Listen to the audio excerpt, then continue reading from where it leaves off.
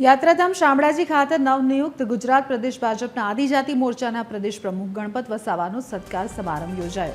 પીસી બરંડા, નરેશ પટેલ, રમેશ કટારા તેમજ શોભના બારૈયા ઉપસ્થિત રહ્યા। ગણપત વસાવાએ કહ્યું કે ગયા વખતે 27માંથી 23 સીટો જીત્યા હતા, ત્યારે આ વખતે આગામી ચૂંટણીમાં 27માંથી 27 સીટો લાવવાની છે તેવો વિશ્વાસ પણ તેમણે વ્યક્ત કર્યો।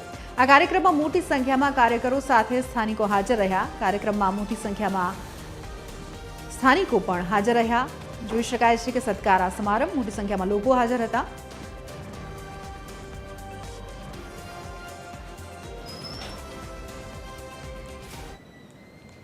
ત્યારે આવનારા દિવસોની અંદર પણ તાલુકા પંચાયત, જિલ્લા પંચાયત એ ભારતીય જનતા પાર્ટી જીતવાની છે, પરંતુ 2027માં જે વિધાનસભાની ચૂંટણીઓ આવી રહી છે એમાં ગઈ વખતે થોડી કચાશ હતી મિત્રો।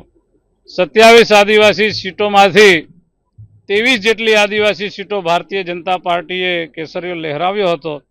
આ વખતે અમારું લક્ષ્યાંક છે કે 27 આદિવાસી સીટો ઉપર કમળ ખીલશે એ પ્રકારે અમારી ભારતીય જનતા પાર્ટીનું સંગઠન કામ કરી રહ્યું છે, અમારી સરકાર કામ કરી રહી છે।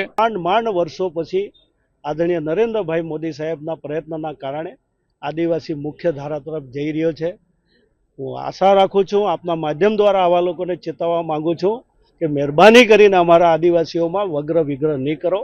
આદિવાસી સમાજ વર્ષો પછી માંડ શિક્ષિત બની રહ્યો છે, રોજગારી તરફ આગળ વધી રહ્યો છે, એને વ્યવસ્થિત રીતે મુખ્ય ધારા તરફ જવા દો।